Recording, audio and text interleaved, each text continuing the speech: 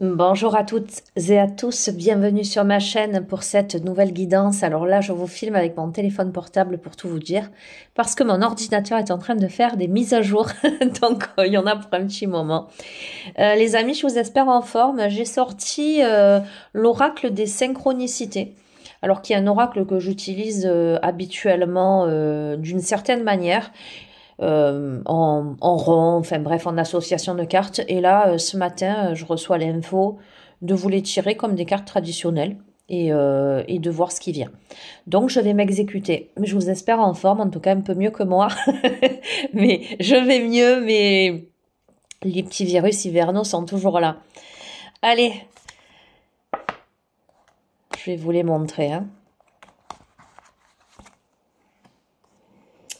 Allez, qu'est-ce qu'on a comme correspondance? Eh bien, on a l'arbre séphirotique.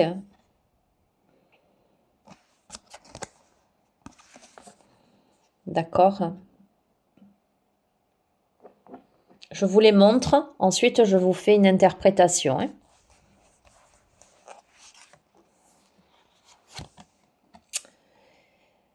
On a le sablier, ici.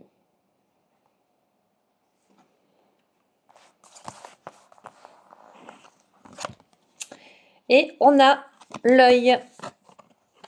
L'œil qui voit tout, l'œil d'Horus. Ok? Bon.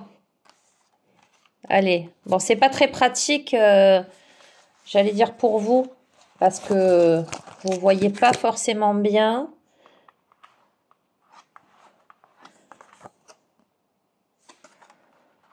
Tac.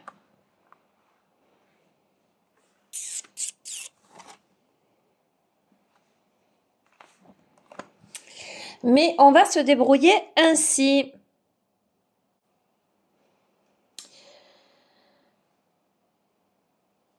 Alors on démarre avec l'arbre de vie kabbalistique. D'accord? Ce symbole-là. Précisément. Qui est un symbole de transcendance en fait. Un symbole de croissance, un parcours initiatique, une sagesse spirituelle. Dans sa symbolique, les 10 nœuds de l'arbre de vie kabbalistique relient 22 sentiers, ce qui correspond au nombre de lettres contenues dans l'alphabet hébraïque, donc l'alphabet sacré, tel qu'il est communément appelé. Les kabbalistes considèrent l'arbre de vie comme une carte de la création de l'univers et de la nature sous-jacente de la réalité. L'idée d'un arbre de vie doté de différentes sphères de réalité remonte au IXe siècle avant Jésus-Christ en Assyrie. Et il existe un lien entre l'arbre de vie et l'arbre de la connaissance du jardin d'Éden. L'arbre de vie peut également symboliser le besoin d'enracinement, de croissance, de sagesse spirituelle. D'accord ? Cet arbre-là, donc on a dit, est suivi du sablier. Donc le sablier, qu'est-ce que c'est? Le sablier, c'est le temps nécessaire justement à parcourir ce sentier-là, ce sentier de la vie, le temps qu'il faut pour s'enraciner dans sa vie, dans sa sagesse, pour acquérir toutes les compréhensions nécessaires et qui évolue vers l'œil d'Horus, l'œil qui voit tout, une sorte de connaissance, de transcendance, de vision plus affûtée, plus affirmée de soi-même et du monde qui vous entoure en fait. En outre là, avec le sablier suivi de l'œil d'Horus, moi ça m'évoque le temps nécessaire à une guérison en fait. Ça m'évoque les cycles de la vie, ça m'évoque, oui, le cheminement initiatique. L'œil d'Horus, c'est aussi un symbole qui est solaire, un symbole de l'ancienne Égypte, hein, mais ça m'évoque le pouvoir royal. Il y a quelque chose, de toute façon, avec l'arbre de vie et l'œil d'Horus, il y a quelque chose d'extrêmement spirituel dans ce tirage. Le temps qui passe, les cycles de vie, de mort, d'incarnation. Sachant aussi que l'œil d'Horus, c'est une amulette funéraire, d'accord? Dans l'ancienne Égypte, justement, c'est ce que portaient les pharaons pour les protéger, pour leur permettre d'être protégés dans l'au-delà. Vous voyez ce que je veux dire, hein? Donc, il y a une grande protection dans ce tirage. Il y a quelque chose qui est guidé. Il y a quelque chose... comment dire? C'est comme... Enfin, ouais, moi je dis tout est juste et parfait.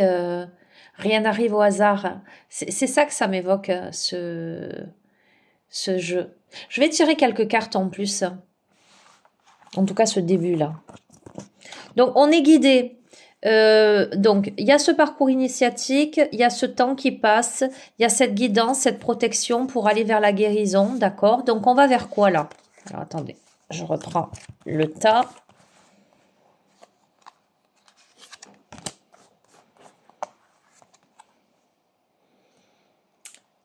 Alors, on a le prisme, là. Tu vois, avec l'arc-en-ciel. Ça m'évoque le fait de... Comme si on arrivait à dévier la lumière, hein, comme si on arrivait à transformer, à démultiplier. Je vois là une pyramide de cristal, donc ça m'évoque aussi la protection. Le fait... Alors j'entends, le fait de réenchanter sa vie, de remettre de la couleur. Hein, alors encore un symbole en lien avec l'Égypte. À côté de l'œil d'Horus, hein, évidemment. Il y a quelque chose là... alors, j'entends, comme si on prenait de la hauteur, comme si... oui, on me parle de couleur, hein, on mettait de la couleur. L'arc-en-ciel vient après la pluie. Comme s'il y avait une transformation vers quelque chose de plus coloré, quelque chose de plus... J'entends enchanté, hein. Je te dis ce que j'entends comme, comme mot. C'est vraiment...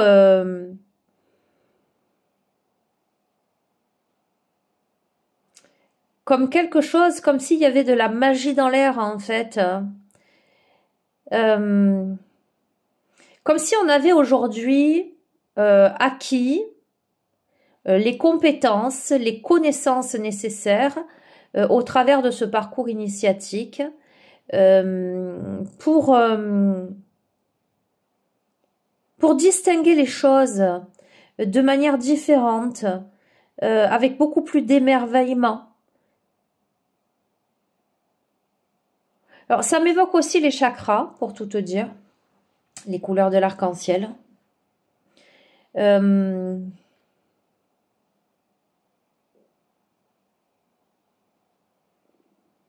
Comme si on avait acquis la capacité de transformer, de distinguer, d'améliorer. J'entends de réenchanter, hein, décidément.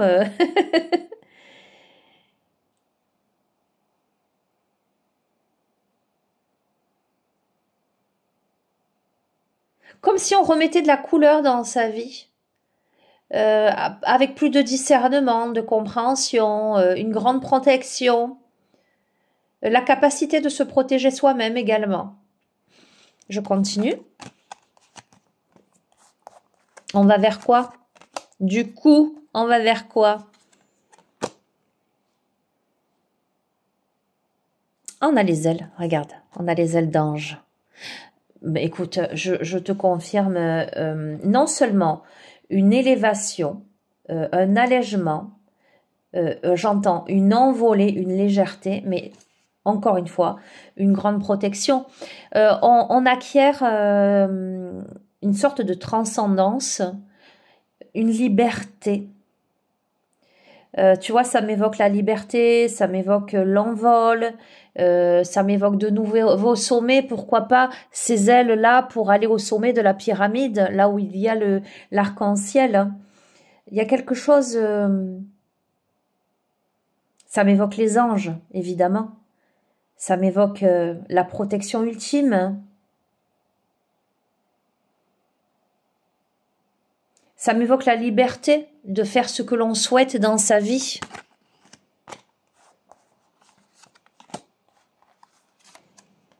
Oh, on a Bouddha avec cette sérénité. Comment te dire? Bouddha, ça m'évoque... Pardon. Ça m'évoque non seulement la sérénité, mais ça m'évoque aussi la prospérité. Tu vois ce que je veux te dire, hein? Ce Bouddha opulent, avec le sourire, avec le mala dans les mains, ça m'évoque la joie. Voilà, ce Bouddha souriant, il m'évoque clairement la joie, la sérénité.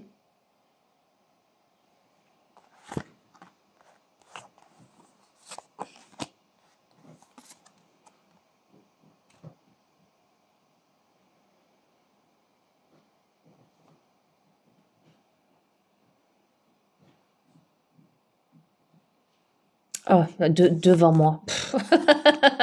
La colombe de la paix avec le rameau d'olivier.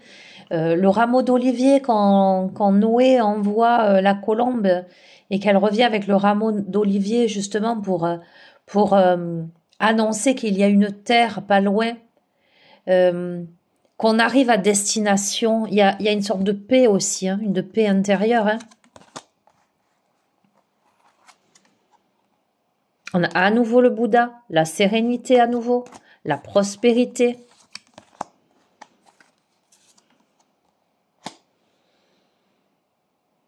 Regarde. Dans les mains, là, on a l'univers tout entier.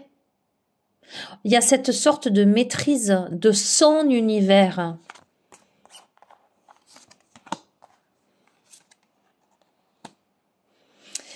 Alors, avec cette capacité de trancher, cette capacité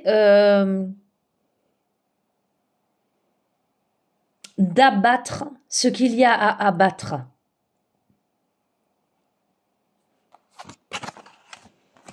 Avec cette force-là, et le fait d'être outillé, je te le confirme, le fait d'être outillé 2 fois, coup sur coup, la hache. Peut-être, on insiste sur ce symbole, peut-être pour te dire que là, tu arrives à un tournant de ta vie où tu coupes quelque chose.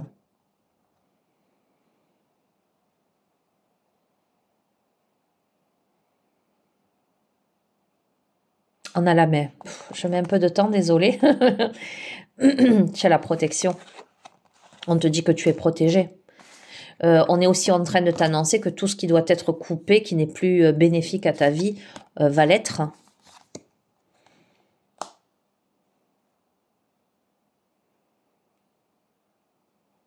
On a le symbole pi.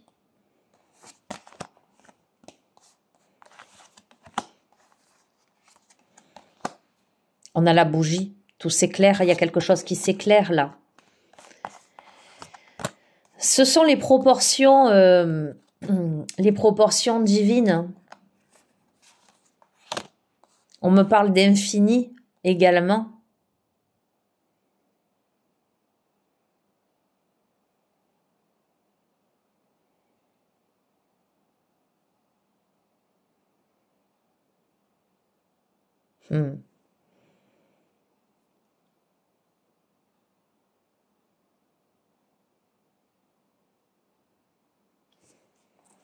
L'Ouroboros, excuse-moi, hein, on me parle de cycle, on me parle d'infini.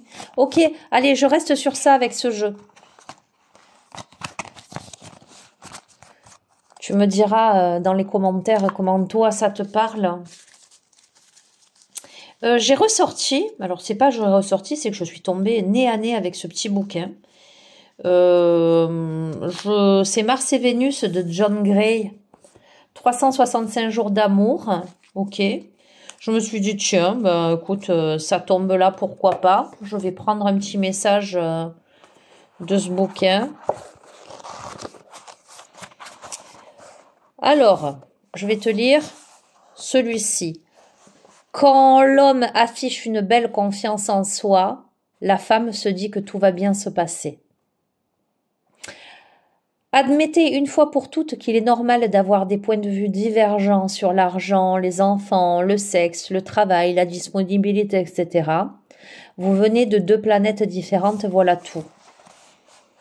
Accepter un homme tout en étant en désaccord avec lui revient à lui permettre d'assumer sa différence. Et rejeter un homme parce qu'il refuse de parler, c'est s'assurer qu'il ne dira jamais rien, puisque l'homme a besoin de se sentir accepté tel qu'il est, avant de devenir peu à peu capable de s'ouvrir à sa moitié. D'accord? Bon, là, alors je regarde derrière, oui, là, il y a marqué quand la femme, tatati, tatata. Donc, on parle bien du masculin. Mais moi, je vais le prendre de manière générale, de prendre ces messages de manière générale. Ce que ça m'évoque, c'est vraiment le fait que nous sommes tous, chacun, chacune, différents. Que nous avons tous des points de vue différents. Alors, différents ou similaires, peu importe, mais nous avons chacun notre vision des choses au travers de l'être que nous sommes, de la culture dans laquelle on évolue, des événements de nos vécus, nos traumas, nos capacités aussi intellectuelles, spirituelles, etc. Il y a l'intelligence d'esprit, il y a l'intelligence du cœur également, de même que l'intelligence et l'instruction sont deux choses différentes. On peut être très instruit et pas particulièrement intelligent, et on peut être très très intelligent et malheureusement ne pas avoir eu la chance de s'instruire. D'accord? On a le droit d'être différent, on a le droit d'avoir des pensées différentes, on a le droit d'être en désaccord, d'avoir des divergences d'opinion dans divers domaines.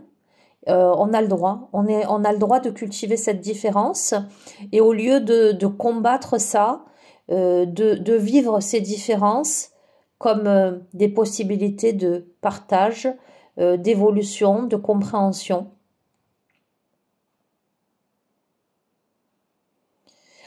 On a le droit aussi de se taire.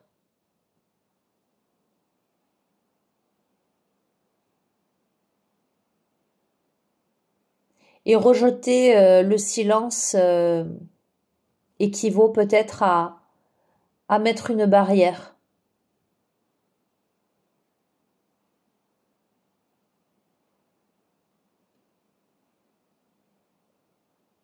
Je vais pas plus loin, voilà. Je pense que c'est ça les messages qui devaient passer.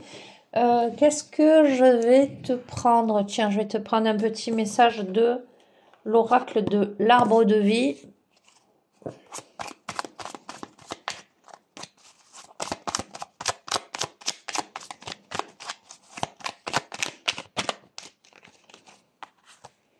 On a la vieillesse, la sagesse, tu possèdes la capacité de donner des conseils avisés et tu ne te sens pas agressé par les actes ou les opinions des autres. Tu es émancipé, sens-toi libre de faire ce qu'il te plaît. Ben, tu vois, c'est un peu ça en fait, ce qu'on est en train de te dire. Depuis tout à l'heure, je te dis, on a le droit, on a le droit d'être différent, on a le droit d'avoir des visions différentes.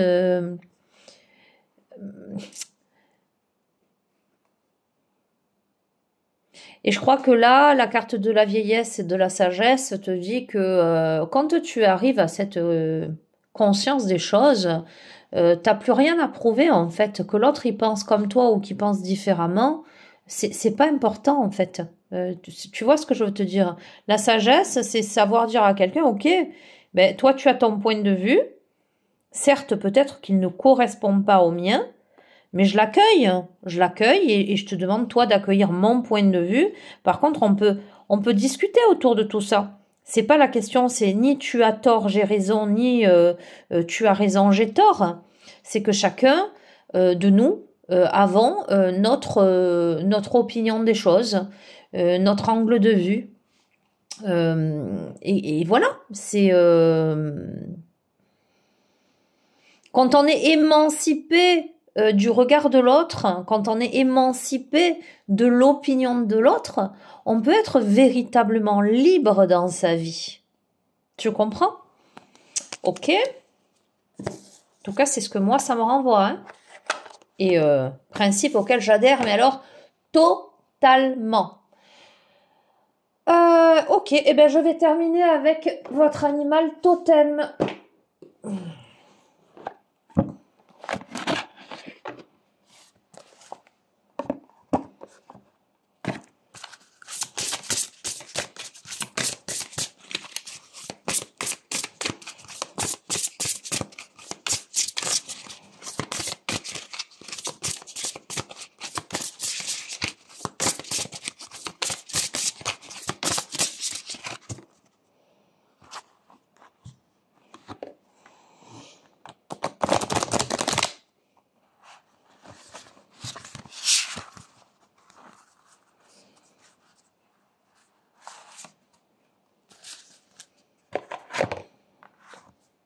On a le kangourou gris, c'est l'abondance.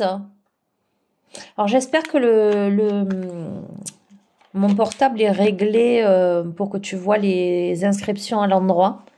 Parce que des fois, on voit les inscriptions à l'envers. Je ne pourrai le vérifier que lorsque je visionnerai de mon côté la vidéo. Donc le kangourou gris, l'abondance. Je vais te lire le message de cette carte 40.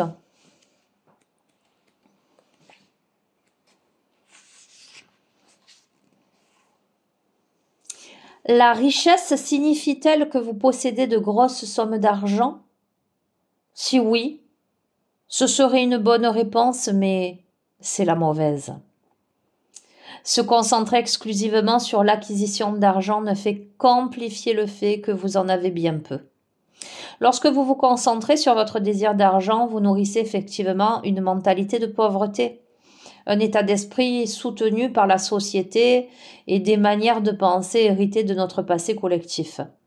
Cela nourrit la mentalité de pauvreté parce que cela vous empêche de voir la richesse qui vous entoure tous les jours, la richesse qui vient de la famille, des amis, du monde qui nous entoure.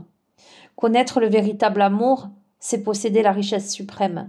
Lorsque vous savez que la richesse prend rarement la forme de l'argent ou de l'or, vous libérez l'esprit de l'argent, ce qui fait que la peur du manque peut se transformer en confiance. En agissant ainsi, l'obstacle qui obstrue votre flux d'abondance peut être supprimé à jamais, et il en résultera un plus grand flux d'argent. Lâcher le manque ne sera que bénéfice pour vous. La viande riche, le pelage chaud et les os solides du kangourou gris étaient des outils utiles autrefois. La prospérité signifiait avoir des enfants en bonne santé, un estomac plein et un endroit chaud et sec pour dormir. Les gens croyaient que la terre leur fournirait tout ce dont ils avaient besoin, et s'ils vivaient en harmonie avec la terre nourricière, leur vie serait sûre et abondante. Tant que le kangourou gris était là, les gens savaient qu'ils ne connaîtraient jamais la faim ou la souffrance. Leur existence simple promettait une abondance réelle. Si le kangourou gris a sauté dans vos cartes aujourd'hui, votre vie sera bientôt riche en émotions, en pensées et en savoir. Ces notions de base vont abondamment répondre aux besoins personnels de votre famille et de vous-même. Ce que vous demandez se manifeste en ce moment et vos besoins vont bientôt être satisfaits. Le kangourou gris nous rappelle de toujours séparer ce que nous voulons de ce dont nous avons besoin avant de commencer notre recherche pour l'un ou l'autre. Cherchez d'abord ce que nous voulons au niveau matériel plutôt que ce dont nous avons besoin de façon réaliste aboutira à une stagnation persistante. L'apparition du kangourou gris agit pour nous rappeler qu'en tant qu'enfant de la terre, c'est notre droit de naissance de voir toutes nos exigences remplies tant que nos requêtes sont offertes dans le respect du sacré. Elle est magnifique cette carte. Elle est le message, il est tellement bref.